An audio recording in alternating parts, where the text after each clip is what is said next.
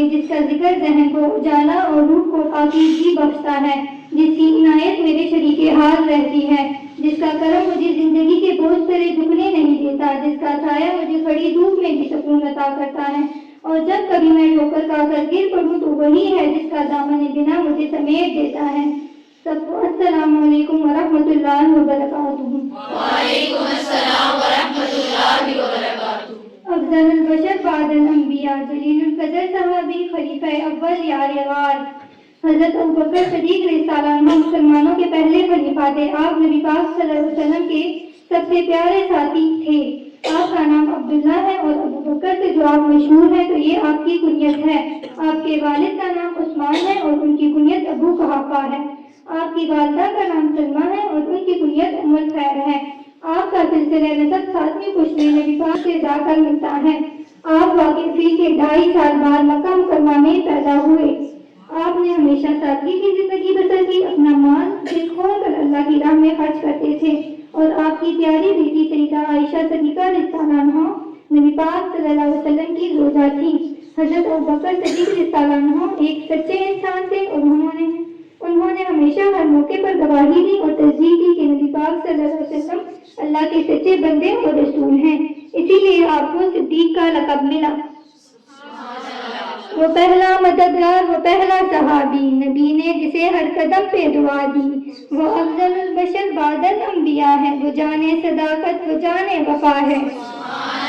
فرشتے اسی کی اداؤں پہ عاشق، اسی کی نمازوں دعاؤں پہ عاشق۔ صحابی وہ ایسا اماموں سے اعلیٰ، محمد سے ہر دم وفا کرنے والا۔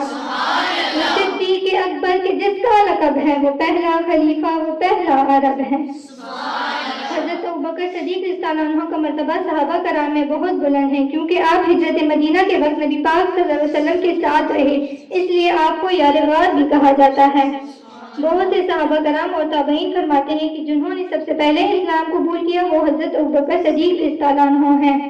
حضرت میمون سے جب دریافت کیا گیا کہ حضرت ابوبکر صدیق رضی اللہ عنہ پہلے مسلمان ہوئے یا حضرت علی رضی اللہ عنہ، تو انہوں نے جواب دیا، قسم ہے خدائے عز و جل کی کہ حضرت ابوبکر صدیق رضی اللہ عنہ بحیر راہب کے زمانے ہی میں اسلام لے آئے تھے، جبکہ حضرت علی رضی اللہ عنہ پیدا بھی نہ ہوئے تھے۔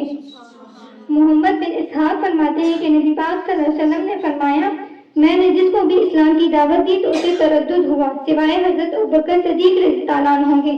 جب میں نے ان کو اسلام کی دعوت دی تو انہوں نے بغیر کسی تردد کے اس کو قبول کر لیا۔ ان تمام شواہد سے معلوم ہوتا ہے کہ سب سے پہلے اسلام قبول کرنے والے حضرت ابوبکر صدیق رضی اللہ عنہ ہی ہیں۔